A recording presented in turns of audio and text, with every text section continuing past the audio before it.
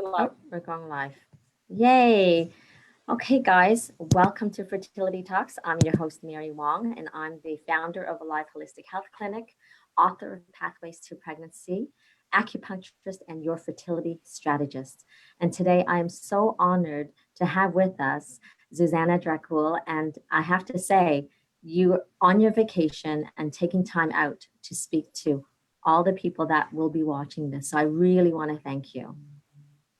Oh, my pleasure. I really wanted to do this, and thank you for having me and on your live chat. So yeah, well, and the reason why we do this, for those of you who are watching the first time, is that I wanted to create something that had really good information, solid information coming from experts, coming from research that is most up to date, and coming from people who have been there before you and advising you on your difficult journey to creating a family. And Zuzana was no different than myself or you who are watching in terms of having had fertility struggles, right? So you were so kind to want to share your story, and I want you to tell the world about this. And then afterwards, I also want you to share about what you're up to since then and what you're creating an event with regards to fertility. So let's just back it up and tell us a bit about who you are. And of course, every woman wants to know how old you are. I can hear it background. I know. Do you want me to move? I might need to move. Oh, yeah? Sorry. I might need to move, actually, just because. Lots of people are yelling. Yes, lots of people are yelling. Okay. That's okay. See, everyone, just so you know, this is live post number 159. Live post 159. Today, this is definitely live, so there's no editing. Sorry about that. This is it. It's okay. Everyone just came back, so no, I'll just come into a quieter area while we talk. Okay. Introduce myself. So it's a bit quieter, which is much nicer. Okay. Is that perfect. okay? Beautiful, and you have a beautiful background. It's even better. Okay, good. Oh, you're cutting out. You're cutting out. Sorry about that. Yeah, so my age. Okay.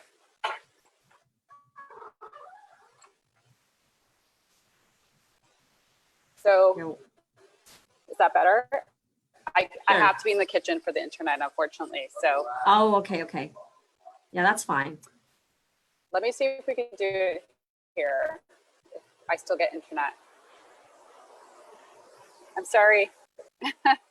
Don't be sorry. Is that okay? Yeah, that's perfect. Be outside. Yeah, taking your time out. Okay, perfect. There we go. There's like the nice tropical view. Oh, yes. Okay, good. Okay, good. So my age, I'm 42, turning 43 this year. And started the fertility journey for me about, I say, a year and a half ago. So we've been trying. I got married later in life, and I got married to my husband Boyan around 30, I think I was 37 at the time, and we started trying right away.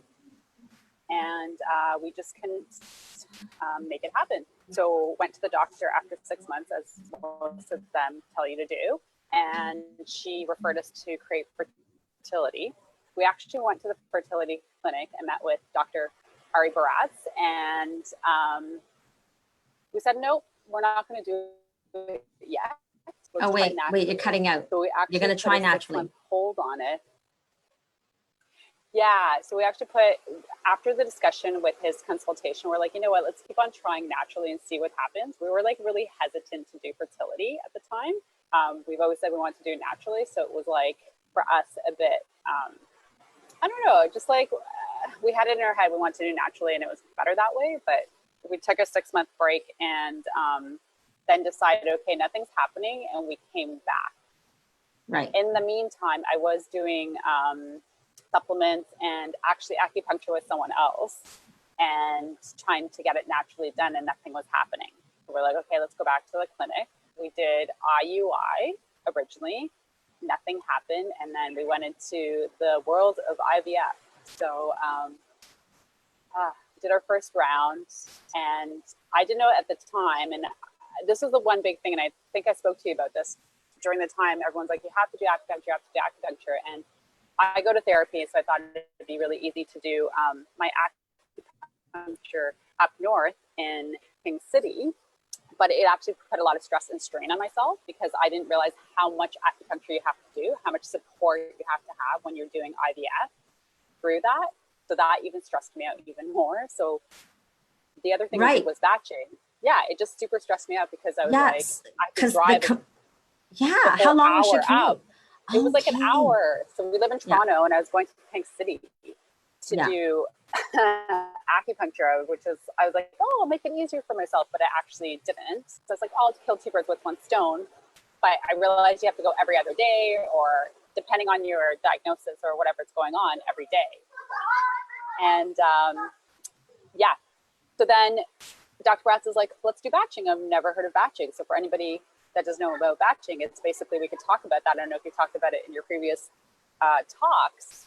Basically, going one cycle after the other with the hormonal drugs and pretty much saving your eggs before they turn into embryos. Am I saying that right? Okay. Let me reiterate. You can do it better, but yeah. But I'm like, that's my understanding. Right. Okay, good. So when you do batching, you do multiple IVF cycles in the hopes to gain as many follicles, meaning the eggs within the follicles, retrieve as many as you can. And then you fertilize them so that you have embryos. So you batch as many embryos as possible. And then from that, people either test them with chromosomal testing or don't test them. Yeah, so thank you for making a better explanation. So what I realized at that point is I thought that'd be good for me. It wasn't. It was really hard on my body. And when I did the second round of IVF, I got 0 follicles. Like I got 0 eggs. And that was really disheartening because I came out of a cycle where I got 5, which I was told for my age, again, everything's stereotyped there. So we talk about this, everyone's like, okay, over 40, you're good for 5, but really just believe in yourself. And we'll talk about that as we go further down this talk. So that I realized I needed to take a mental and physical break. Like I was like, okay, this is not good for me. It's not healthy for me. And we decided at that point, we were going to do the pre-genetic screening. And out of those 5 embryos that we got from our first round, we got 0. Yeah, that's so like, totally devastated. Yeah. Totally devastated, really disheartened. Just was like, okay, I'm not sure if I could even take another round of IVF at this point because of just everything that I was doing to my body mentally. I was working 2 jobs at the same time. It was just a lot of stress. So I do believe stress is a huge factor. People talk about it, but that was huge for my journey to eliminate stress and really. I think one thing that you said to me and it always resonates is make space for the baby. So that was the one thing that when we first met, I was like, oh, but I am. I'm like, but when I further thought about it, I wasn't. I was working 14-hour days. I was trying to do all this stuff. I was almost like, sounds weird, but forcing it in a way, when I'm looking back to the journey. Of course. So we went on vacation at the time and I just really had to have more of a mental, just reflect myself and say, okay, can I do another round? Financially as well, emotionally, physically, all that stuff. And we decided we could, but I needed to give myself, I think it was a month or a month and a half. I think it was 2 cycle break. That's what I did because I was like, okay, my body just can't obviously take it one batch after another because it just gets depleted, which is really hard when you're in that journey because you're like, okay, it's like maybe this month, maybe this, maybe that. So you don't want to stop it because you feel like if you stop that, it's more detrimental than not. But I believe that sometimes you just need to give your body that break, which we did. And I love that. Let me add in though. So a lot of people go on that hamster wheel that you just mentioned, right? And it's difficult to give up month after month because the fear of, oh my goodness, every month my eggs get older. Yes, right? Exactly. That's exactly it. Thank you for adding that. Exactly. You're like, I'm already at this point 41, right? 41. Mm-hmm. And I'm like, wow. you know, you're old. What did they say in fertility world? 35, right? Yeah, 35 year But I don't think you are geriatric. No, geriatric, but you're not, and that's what we're trying to say, right? So yeah, after all that, gave myself a 2-month break. My husband didn't want me to do it. Brian didn't want me to do it, and I was like, you know what, I'm going to do it. So I really took a different mindset, and I started to research for things that can make my life easier. So finding your clinic, which is really close to Great Fertility, I was like, okay, this is going to make my life easier. I can walk over. I do not have to drive that hour. Just anything that I thought would make it a lot less stressful for me. Even though I live downtown, I can only imagine the women who are traveling every day to the clinic. My heart goes out to them. Like, there is a lot of appointments, and I'm just like, wow, you know. And I'm 20 minutes away from the clinic, and I found it very, very stressful. There's a lot of stress. Absolutely. So we did that. Went for my third round in a very different mindset, more like, it is what it is. And I know this sounds super like woo-woo in a way, as they say, but just being like, whatever happens, happens. And I think then so anyways, I come to you alive and I meet yourself. And that's the one thing you said, make space for the baby. And I'm like, yeah. You hand me the book, which is Pathways to Pregnancy. And you're like, which I think you give to every client that joins the clinic. And I'm like, you know what, I'm going to read this. And I did. I read it in 2 days, and I came back and I said, this is a brilliant book. It gives you hope. It gives you really complicated, I think, case studies that I think you could use Eastern and Western medicine, as we talk about, to, you know, bring it together for someone's fertility journey. And sometimes you might not need even the Western medicine. Every case is different, right? We talk about that. So read that, changed my mindset completely. I was just like, okay, energy needs to shift, mindset needs to shift. Meditation, I was doing all this stuff, and I'm like, no, it is possible, because I really did, just through hearing anything, and this is nothing against the clinic, because they're scientists, right? They're doctors. They're meant to be like, these are the stats, these are the statistics, they're just going off that. And really just changed my mindset about, no, I'm actually, like you said, you're not your diagnosis. I'm not that diagnosis. I am going to be fine. I'm a healthy 41-year-old woman, and I can make this happen. And it's going to happen. And having that really positive journey change, that's kind of what clicked after reading the book, and making that space and making lifestyle changes to make that space, right? Because you become this in this weird, when you're there, cycle, I felt like. You know, it's just like you become a zombie almost, an IVF zombie. You're going in there, you're exhausted, you're doing all your hormones, which can make you tired as well. It's just, yeah, it's very repetitive. Everyone's head is down. You know, there's many times I wanted to talk to people, talk to women there, and I was like, everyone was down, so you feel very hesitant. But I encourage people, if they can, to find that support, even if they can at the clinic. I actually made a friend. I went up to them and I was like, it was nerve-wracking, because, you know, everyone's kind of in their zone and you don't know what stage they're at. And it's a very sensitive topic. So that person could be in a different stage than you are. And it was interesting because we made friends, and her name's Edelyn. And she got pregnant before, you know, I did. And she was like really hesitant to tell me, you know, because she was like, I don't want to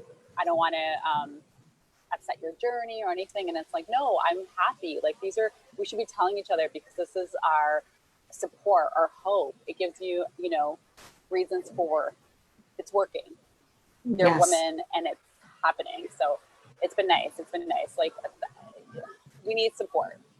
And that, you know what, for some though, that can require that mindset shift, right? Because when someone breaks the news, sometimes the recipient of the news would be thinking, okay, good for you, but poor me, and it'll never happen for me. So how do we shift that? Right. That's a good point. It's true. But with my mindset trip, I was like, you know, I was genuinely happy for her. And I was like, great. Oh my God, it could happen to her. It's going to happen to me, you know? Right. We're going through this at the same time. It was great.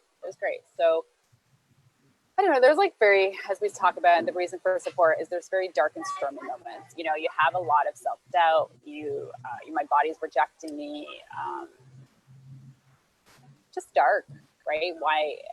I never actually thought, why is this happening to me? But it was more like, why is my body not producing these eggs, you know, in a way that I need them to? My body's never failed me before, kind of thing. I always have been very athletic, fit, all that stuff. Right. And it's just, all that, just all these moments going through. And there's, I would say at Crave, which is one of the largest fertility clinics in Canada, I'd say over 100 women a day are there for cycle monitoring that I can see. So it's, I read a stat, it's 1 in 3 women are going through a fertility treatment in North America currently. So 33% of women that are walking down the street or like in a fertility treatment, we're not talking about it. And this is why these talks are so great, because we need to normalize those conversations and let it be okay to talk about it. Right now, I do feel it's still a bit of a hush-hush underground chat that people are talking about. It is. Yeah, you know, or you're at a party and people are whispering or something. No, this is part of our society, and this is what I think this needs to be talked about and being okay. You know, I agree. So, I want to bring it back to again when we talked about making space. So tell us what you did to make space in your life. I think the universe made my space for me, which was interesting. It all happened serendipitously, so I had another job. I was let go of the job. So that to me was like, okay, I do not have to worry about another 8 hours of the day for work.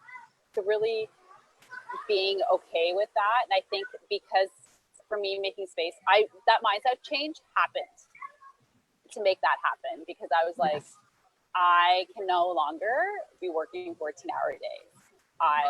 This will not happen for me because I am exhausted. And when your body's exhausted, you cannot produce. Your body's going to tell you, screw you, as we say. Like the body's telling me, like, no, this is not happening, and you can't go further. So I recognized that, and I needed to let one thing go, and I let that go. And as soon as that happened, I felt honestly a big relief, and I didn't realize how stressed out I was. I think when you're so stressed out in the moment, you don't realize that. Yes, and that's a really great point, because when people are just basically living to keep it together, you don't notice how much stress you're under until you walk away from it. And when you've stepped away, then it's like, holy cow, how did I actually manage that? Yeah. And I'm a very type A personality, so I'm, a bit of a perfectionist. So letting go of some of that, I think, being okay with being imperfect, which is hard. It was hard for me, and being like, okay, this is not a perfect journey. Like I was like, A plus B equals C, No. But no, it's more like A plus F back to G to C equals, Yeah, totally. All that.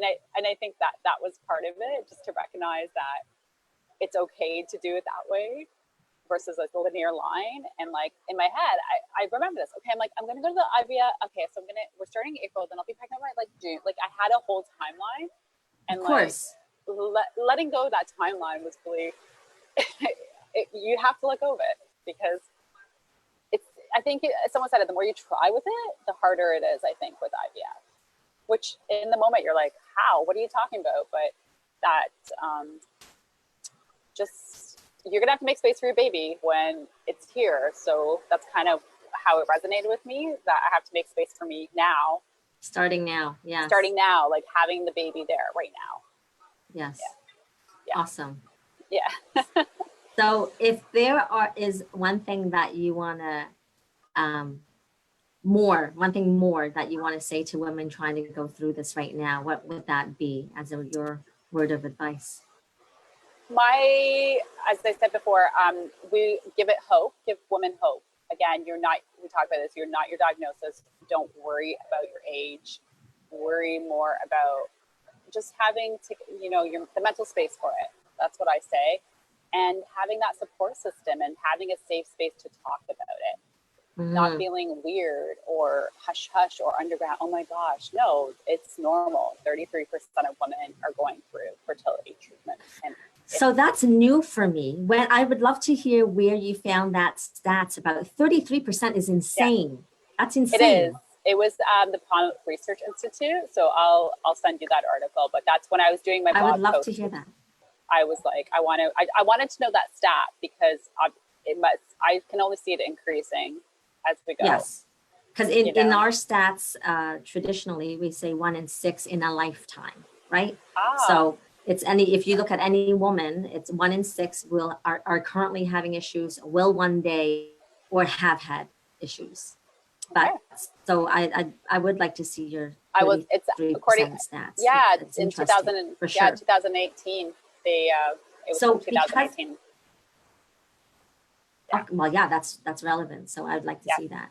And so I want to hear now, because you said you've let go of one job, but then I want you to share with everyone about what you do in your second job, and then how you have utilized your fertility journey and put that into your new job. Okay. And what you do. So my sister and I, Daniela, started a company, online platform, a marketplace called Book and Brunch, Book and the letter N Brunch. And it's a platform that allows anybody to facilitate and host book and food experiences. So really, we have a huge community of members, and they come to these events. So each event is surrounded, it's with a book and a meal. We say the book is the natural icebreaker, and we say the food is the draw. So we have quite a few hosts, and these hosts are the facilitators of these events. And we connect the hosts to venues with preset menus. That's our unique value proposition, to make it really easy to put up events with food in minutes, not hours or days going back and forth. But what I'm doing is I like to also you're cutting out again. Oh, okay. Okay. So to reiterate, so this Book and Brunch, it's anybody can create these events, right? You just join this network, and you have your aligned places that hold these events, correct? Yeah, so it's a platform. Yeah, so we have members that attend these events. We have hosts, such as I like to still host because I love to meet the community, to facilitate these events. So they could do anything from a traditional book club to workshops to reading retreats to anything. And the hosts pick the books, and they pick the venues with the food to make it really easy. We say the book is the icebreaker, the food is the draw. So which is so cool, because of course the traditional book clubs, you see the same people over and over again, and you're tied to a specific book of the month. And here it's like you can just pick and choose then. Yes, you can pick and choose which books you like. And we say we're creating connection, we're creating, intergenerational networking, or creating safe spaces, or,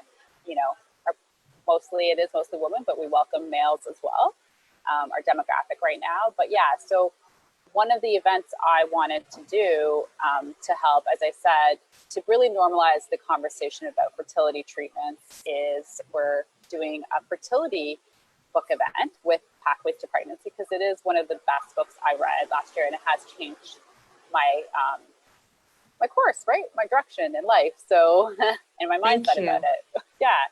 And it's a beautiful read. Thank you for writing it. I do believe every woman should read this who is on the fertility path. I have given it to many, many women that have read it and loved it, and it gives them hope. So we're on April 1st, which is Wednesday, from 6 to 9, we're putting up an event in our office at Keele and Dundas in the Junction, and putting on a beautiful event that we're going to create a safe space for everybody, discuss the book, and just really have an intimate, warm conversation about our fertility journeys. And, as we said, switch the mindset to a positive fertility journey, normalize the conversation, and just have women supporting women that are going through it so they don't feel alone. And, I love it. And that's, that's what we're doing. So anybody's interested, it's on www.book.brunch.com under events. And the tickets are very affordable. They're $20.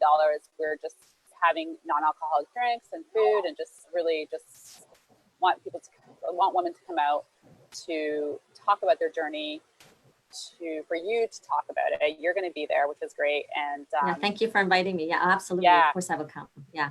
Yeah, and talk about your book. And I do see you as a huge fertility expert. So I think a lot of women will probably have some questions.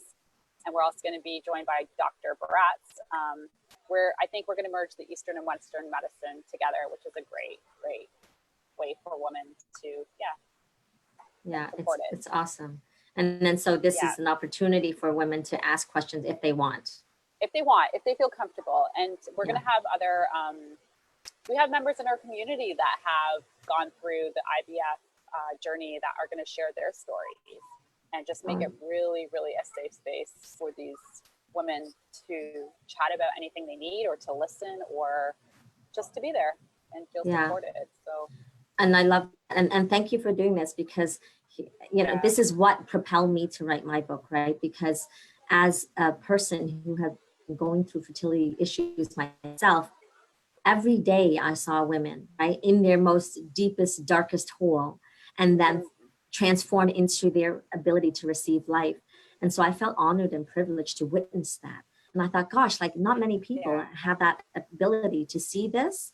So I wanted to share it and say, hey, you know what, we get you, been there, and you can still come out the other side. And here you are on the other side, and we want to help as many people to come through, right?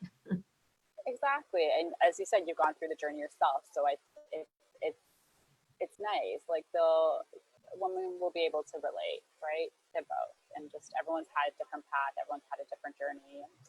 And it's going to be a really, really wonderful evening. I'm just excited for women to feel supported and just, get on the other side. Just feel like they're not alone. No, and I guess what we didn't share though is where you at right now, and you did another IVF cycle. Right. To go back, you didn't finish your story. I didn't finish the story. We came back, right? Yeah. So we did an IVF cycle, and again, all these changes happened. Got rid of one job, and obviously very nervous going through the cycle again to see, because Oops. You cut out again. Can you see me I can now? see you. I can see you. Yeah. Okay. Keep talking again. Sorry. It's the internet. Just was really still nervous about doing the next round, obviously with the results from the last two, but really, as I said, took a different mindset, and even started taking acupuncture with yourself, and even just I had my husband now give me injections. I think that was one of the changes. I took it in my glute, and I found it really hard. Oops. Again. So you were getting it in your glute through your husband? Yeah. So the first two rounds I was doing myself, and I found it really hard, and I hate needles. So I found it really hard to give myself my own needle. So I thought, she's got unstable. Yeah, I'm gonna see if I can move. Maybe that might be easier. Let me just see. Maybe get closer to the internet. Is that a little better? Let me just see. Maybe. I don't know. We'll see. We'll see. We'll see what happens. We'll see. Okay. I just found it really hard in the first two rounds. But that's okay. Yeah. Okay. So keep talking, and then I'll see. Okay. I found it really hard in the first two rounds to give myself an injection. So I thought it'd be nice to have my husband be involved. So he started giving me injections at the round. I just kind of came about it a very different way. And involvement that needed to happen. And really with the acupuncture sessions with yourself, and just really erasing that stress of driving and doing certain things, I just became really, really a lot more calm. That was my third round. And being laissez-faire, like let it be. Right, as you say, let it be. Whatever happens, happens. And we did say this was going to be our last round, so we're like, we wouldn't be going for the fourth round. Did a really, really calm. Even the whole retrieval was easier. The recovery was easier, honestly, from the first two rounds.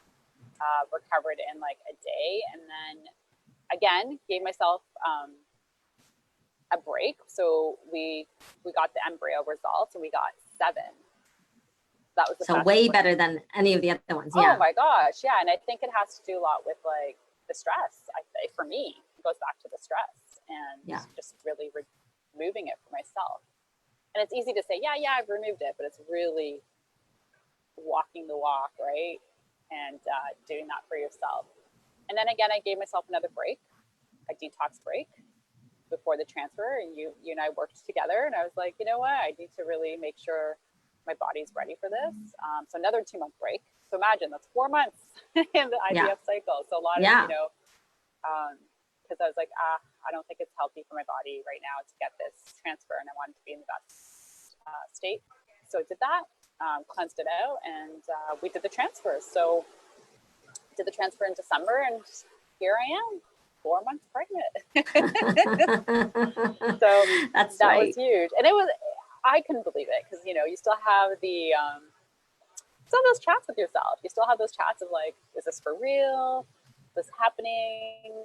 But yeah, it is. So yeah, it's just really easier said than done, I always say, but trying to keep as calm with your mind as possible and with your body, because I think what's really helped me, and like you said, making that space and doing some lifestyle changes if you can.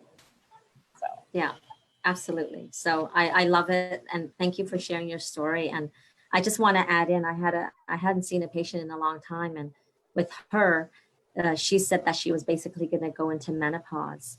And we worked with her for a while, and then she decided, you know what, I've always wanted to adopt, and I think we're going to just ban this whole thing and we're going to adopt. And she literally thought she was going to go into menopause, and it actually turned out she did get pregnant. But her journey was long. And she did do the IVF clinic, and she did a whole lot of things. And they were telling her that she was diminished ovarian reserve and going into menopause, and now she's pregnant, having a baby. So that's back to the, don't let your doctor give you a diagnosis that is permanent, right? You don't have to own it like it's who you are. It's, fertility challenges. I don't even like the word infertility. I believe that it's fertility challenges in the present moment. Yes, I agree. I didn't, when I was writing my journey, which is it's actually on the journal on Book and Brunch, I never used infertility as a word, because I agree it has a negative meaning for me, and for a lot of women. So fertility. Oh yeah, I still can't say it for myself. Yeah, absolutely. Yes, exactly. So yeah, that's I don't believe in it. Yeah, I think it's important to say. So you know what, we've been like going on, and it's all interesting stuff, but you need to go and continue your holiday. Thank you for joining us. I cannot believe you took time out from Hawaii to be with us tonight. So I really, really want to thank you, and we'll see you very soon. And so you said the Book and Brunch is April 1st. It's a Wednesday, so that's 6 to 9 p.m. And what's the website again for people? www.book, the letter N, brunch, one word.com. Go to events and click on Not Your Diagnosis, and you'll see my face as the host. And that's buy awesome. your ticket. Yeah. Okay, great. It's gonna be great. Yeah, thank you for inviting me. Yeah, I'm just showing so up, guys. excited. I just want to support. Yeah, it's awesome. You're the author, so I mean, it's going to be a treat for everyone to get to have a chat with you. Honestly, the book's amazing. Everybody, please pick up the book. If you're on your journey, this has been life changing. I've already given it to 10 women myself, so I just continue to give it out. Yeah. Oh, thank you. That's so kind. Yeah, I know. It's transformative. So thank you for sharing. That's why I wrote it in the middle of the night. Your second baby. For like a year. My second baby. So we do it for you. So thank you for sharing, and thank you for giving back. And yeah, my pleasure. I'm so excited. Okay, thanks everyone. Okay, have a great night. And so scroll down, everyone, if you want to see other posts. And we are going to be uploading more onto my YouTube channel, which is Mary Wong Acupuncturist. Acupuncturist is spelled with 1 C, not 2. And otherwise, also go through marywong.life under videos, and you'll see lots of videos there. And so just like the post, share the post, come to the Book and Brunch, buy my book, and we shall see you soon. Okay, take care. Until then, bye. Thanks, Zuzana. Bye. Bye.